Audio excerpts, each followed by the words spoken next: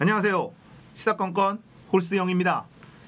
자, 이번에 다룰 이야기는 한명숙 수사팀 허위 진술 강요, 근거 없는 의혹의 유감. 한명숙 수사팀의 변명에 대한 이야기입니다. 자, 뉴스타파의 한만호 사장의 이 비망록의 공개에 따른 파장이 점점 커지고 있죠. 민주당에서는 재조사를 해야 된다. 당연한 얘기입니다. 국가 권력에 의해서 대한민국 주권자인 국민이 없는 죄를 뒤집어 씌워서 그 자유를 억압당하고 엄청난 피해를 입었다면 이것은 재조사를 통해서 당연히 국가가 갚아줘야 될 일일 겁니다. 국가는 국민을 지켜줘야 되는 존재이지 국민을 모함해서 괴롭히는 역할을 해서는 안 된다. 이건 너무나 당연한 얘기일 겁니다. 유치원생, 초등학생들도 알고 있는 사실일 거예요. 그런데 이 의혹이 불거졌으면 당연히 이것이 사실인지 재조사를 해야 되겠죠. 자, 이 검찰 측에서 변명을 내놓았습니다. 기사가 나왔는데 한번 들여다보겠습니다. 한명숙 전 국무총리를 수사하는 과정에서 검찰이 증인에게 허위 진술을 강요했다는 의혹 등에 대해서 해당 수사팀이 근거가 없다며 반박했다. 여권을 중심으로 의혹에 대한 진상규명 요구가 나오는 가운데 검찰이 논란 차단에 나선 모양새다. 자, 수사팀은 입장문을 통해 언론사가 내용의 진위 여부에 관해 법원의 엄격한 사법 판단을 받은 비망록을 마치 재판 과정에서 전혀 드러나지 않은 새로운 증거인 것처럼 제시했다. 근거 없는 의혹을 제기하는 것에 대해 강한 유감을 표명한다. 이렇게 밝혔습니다. 입장문에 따르면 한 전 총리 사건을 심리한 1, 2, 3심 재판부는 한 전 대표의 비망록을 정식 증거로 채택했으며 대법원도 이를 검토해 한 전 총리에 대한 유죄를 확정했다. 수사팀은 한 전 대표가 검찰 진술을 번복하고 법정에서 허위 증언을 할 계획을 비망록에 담았다고 주장했다. 한 전 대표가 구치소 수감 중 참회록, 변호인 접견 노트, 참고 노트, 메모 노트 등의 제목으로 허위 사실을 기재했다는 게 수사팀의 입장이다. 또 수사팀은 이러한 한 전 대표의 비망록에는 검사의 회유 협박 주장, 친박근혜계 정치인의 6억 원 공여 주장, 허위 진술 암기를 통한 증언 조작 주장 등이 담겼고 이를 법정에 증거로 제출했으며 당시 재판부가 이런 내용에 대해 근거가 없는 것으로 판단했다고 설명을 했습니다. 또 수사팀은 한 전 대표가 허위 증언을 하도록 암기를 강요하는 강압적인 조사를 벌였다는 의혹도 사실이 아니라고 말했다. 수사팀은 한 전 대표가 지난 2010년 8월 13일 구치소에서 부모님을 접견하며 검사님이 저한테 잘해주고 재기할 수 있다고 그분한테 격려를 많이 받고 있다. 다들 잘들 해준다는 대화를 나눴다고 전했다. 그러면서 검사의 수사에 굴욕감을 느끼고 허위 증언 암기를 강요당한 사람이 위와 같이 검사에게 호의를 표시할 수 없을 것이라고 언급했다. 한 전 대표가 지난 2010년 12월 20일 법정에서 검찰 진술을 번복하면서도 검찰에서 강압 수사나 증언을 힘들게 하거나 이런 적은 전혀 없다고 증언을 했고 이후에도 같은 취지의 말을 되풀이했다는 내용도 전했다. 이에 대법원도 한 전 대표가 검찰에서 허위 또는 과장 왜곡된 진술을 한 것이라고 합리적으로 의심할 만한 정황이 나타나지 않는다고 판시했다는 게 수사팀의 설명이다. 한 전 대표가 약 70회 소환됐지만 조서는 5번만 작성됐다는 의혹에 대해서는 증거 수집과 공소 유지와 관련해 정당한 사유가 있었다. 여러 차례 조사할 수밖에 없었다고 해명했다.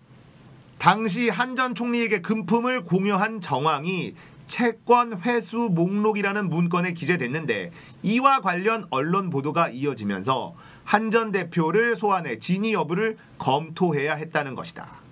한 전 총리가 묵비권을 행사하다가 법정에서 새로운 주장을 한 것도 영향을 미쳤다고 덧붙였다.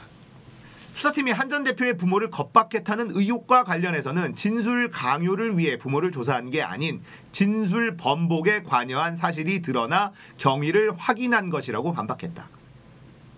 이 밖에 한 전 대표의 비망록에 적힌 6억 원은 친박계 정치인에게 줬다는 내용에 대해서는 한 전 대표가 수사 과정에서 한 전 총리 외에 다른 정치인에게 금품을 줬다는 진술을 한 사실이 전혀 없다. 이렇게 언급을 했네요.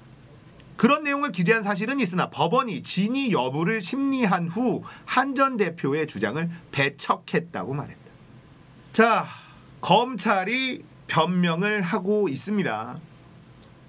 자, 근데 이 변명을 보면 진짜 말이 안 되는 게요.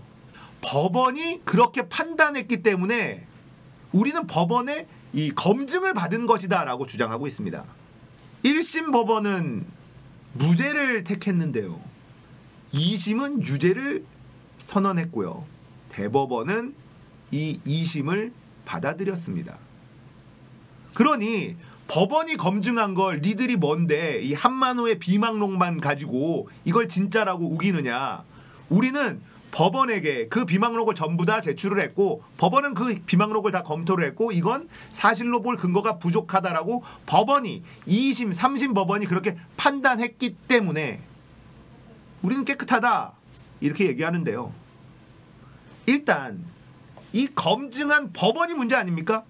정영식 판사, 양승태 대법관 사법거래 한 흔적이 이미 다 문건으로 나오지 않았습니까? 그런데 이걸로 객관적인 증거다라고 변명을 하고 있으니 옹졸하기 그지없습니다. 이건 당연히 재조사를 받아야 한다. 정영식 판사와 양승태 대법관도 한명숙 재판에 대해서 박근혜 정부와 사법거래를 했는지 이것도 정확하게 조사가 이루어져야 합니다. 자, 그리고 수사팀의 변명 중에 8월 13일에 구치소에서 부모님을 접견하면서 검사님이 저한테 잘해주고 제기할 수 있다고 그분한테 격려를 많이 받고 있다. 다들 잘들 해준다. 이런 대화를 나눴다고 하는데 그럼 부모님을 만났을 때 검사 때문에 힘들어요. 이런 얘기 하겠습니까? 걱정하실까봐 좋게 얘기하는 게 당연히 인지상정 아닙니까? 이걸 근거라고 제시하고 있습니다. 검사의 수사에 굴욕감을 느끼고 허위 증언 암기를 강요당한 사람이 위와 같이 검사에게 호의를 표시할 수 없을 것. 이들의 머릿속에는 이 부모와 자식 간의 관계 자체도 제대로 설정이 안 되어 있는 것이 분명합니다. 우리가 아무리 힘들고 고생스러워도 노모한테 너무 힘들어요 이렇게 얘기 안 합니다. 초딩입니까? 엄마 걱정할까봐, 부모님 걱정하실까봐 괜찮습니다. 잘해주고 있습니다. 걱정하지 마세요. 이런 얘기를 하는 거예요. 누구나 그렇게 합니다. 이걸 증거랍시고 자신들이 죄가 없고 검찰은 우리는 잘못한 게 없다는 증거랍시고 내놓고 있습니다. 진짜 옹졸하기 그지없습니다. 자, 한 전 대표가 70회 소환됩니다. 조서는 5번밖에 작성을 안 했어요. 그 부분에 대해서도 증거 수집과 공소 유지와 관련해 정당한 사유가 있었다. 이렇게 얘기합니다. 그게 뭔데요? 원래 조사를 받으면 조서가 쓰여져야 되는 게 당연한 거예요. 감옥에 있는 사람을 불러서 조사를 했으면 조서가 남아야 되는 게 당연한 겁니다. 70번을 소환을 하고 5번밖에 조서가 없다. 그 나머지는 뭐 했냐고요. 기록이 없는데 정당한 사유가 있었다. 네, 알겠습니다. 그래야 되나요? 당연히 의심할 수 있습니다. 검사가 감옥에 있는 죄수를 불러들여서 무언가를 했다면, 조사를 했다면 조서가 당연히 남아야 되는 거예요. 없죠. 비망록에는 다 담겨 있습니다. 자, 그리고 검찰의 주장은 이거죠. 이 비망록은 한만호 개인의 주장일 뿐이다. 이렇게 얘기할 겁니다. 아마 재조사를 한다 하더라도 쉽지 않은 싸움이 될 거라고 생각을 해요. 자, 우리는 이 한만호 대표의 이 비망록이 진실에 가깝다고 생각하고 있습니다. 왜냐? 한만호 대표는 검찰에 썼던 진술을 번복을 했습니다. 이 진술을 번복하면서 본인이 가져갈 이득이 없어요. 검찰이 원하는 대로 진술을 했다면 본인에게 이익이 돌아갈 수 있었겠지만 이 진술을 번복함으로써 본인이 가져갈 이익이 사라졌습니다. 그런 심경에서 쓴 글들이기 때문에 이 비망록은 진실일 수밖에 없다는 게 제 생각이에요. 자신이 이익을 보기 위해서 뭔가 비망록을 썼다. 그걸 소설로 막 썼다. 이러면 이 사람의 쓴 글을 의심해 볼 수 있습니다. 그런데 자신은 이익을 보지 않았어요. 이익을 보지 않은 사람이 쓴 글이기 때문에 진실에 가깝다는 게 제 개인적인 생각이에요. 검찰의 주장에 따르면 한만호는 소설가일 뿐이죠. 자신이 손해를 보면서도 거짓말을 쓰는, 자신이 손해를 보는 거짓말을 소설로 써야 되는 사람이 과연 있을까? 상식적으로 없습니다. 수사팀이 한 전 대표의 부모를 겁박했다는 의혹과 관련해서는 진술 강요를 위해 부모를 조사한 게 아닌 진술 번복에 관여한 사실이 드러나 경위를 확인한 것. 이건 누가 봐도 겁박으로 보이죠. 진술을 번복을 하니까 부모가 진술 번복에 관여했다라고 몰고 가서 경위를 확인한다라는 명목으로 불러들여서 소환 조사한 거 아닙니까? 그것이 겁박이에요, 이 사람들아. 진술 번복을 해서 괘씸하니까 그 주변 사람 괴롭히는 거, 그게 겁박이라고. 니들이 그렇게 오랫동안 해왔던 그 공식, 이걸 이렇게 아무렇지도 않게 변명이랍시고 하고 있습니다. 진술 번복에 관여한 사실이 드러나 경위를 확인한 것이래요. 네, 알겠습니다. 그러시겠죠. 그걸 일반 국민들은 겁박으로 느껴요. 그리고 그걸 겁박으로 느낀다는 걸 니들은 알고 있고요. 그래서 니들이 괴롭히고자 하는 사람들이 타겟팅이 되면 그 주변 사람들 불러 제끼는 거 아닌가? 그렇게 부르면 겁먹을 거라는 걸 아니까. 그런데 이렇게 얘기하는 겁니다. 경위를 확인한 것뿐이야. 우리는 겁주려고 한 게 아니야. 네, 알겠습니다. 이들의 머릿속에 들어있는 게 뭔지 이 변명을 보면서 더 명확해졌습니다. 한명숙 수사팀은 윤석열의 특수부 라인과 겹칩니다.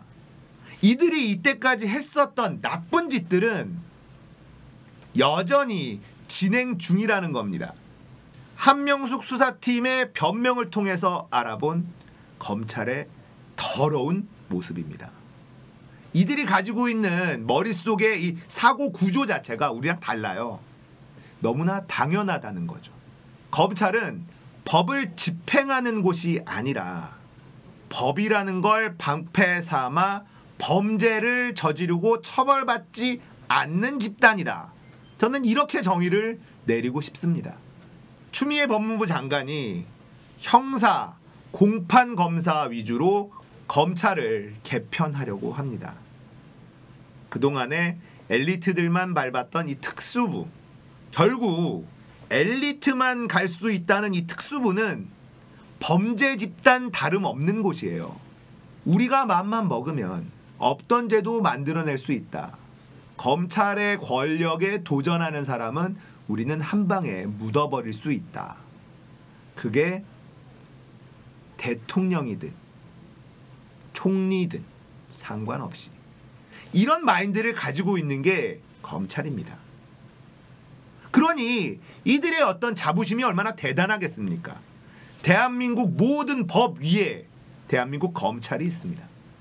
이들은 죄 없는 사람을 기소해서 죄인으로 만들 수 있고요. 죄인을 기소하지 않음으로써 무죄로 만들 수도 있습니다. 윤석열 총장이 항상 얘기하는 법과 원칙. 이 법과 원칙은 공평하게 적용되지 않습니다. 나경원 수사 아직도 이루어지지 않고 있고요. 본인의 장모 아내에 대한 조사도 제대로 이루어지지 않고 있죠. 장모의 사문서 위조로 기소가 되긴 했습니다만 사문서 위조와 사기는 바늘과 실이에요.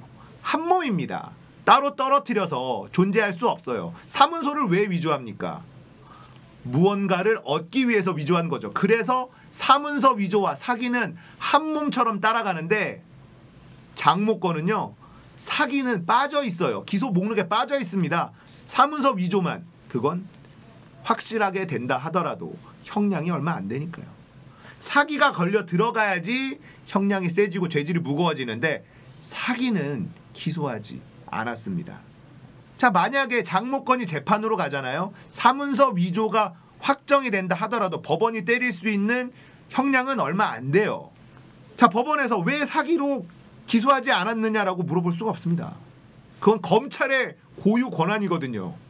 판사는 검찰이 기소한 내용만 가지고 그것의 유죄와 무죄를 결정하는 것이지 전체 수사나 기소 내용을 가지고 어떻게 할 수가 없어요. 이것이 검찰이 주장하는 법과 원칙입니다. 일명 느들식 법과 원칙이죠. 반드시 재조사가 이루어져야 되고 죄 없는 한명숙 전 총리를 죄인으로 둔갑시킨 사람들 모두 다 엄청난 처벌을 받아야 될 것이다. 자, 오늘 이야기는 여기서 마치도록 하겠습니다.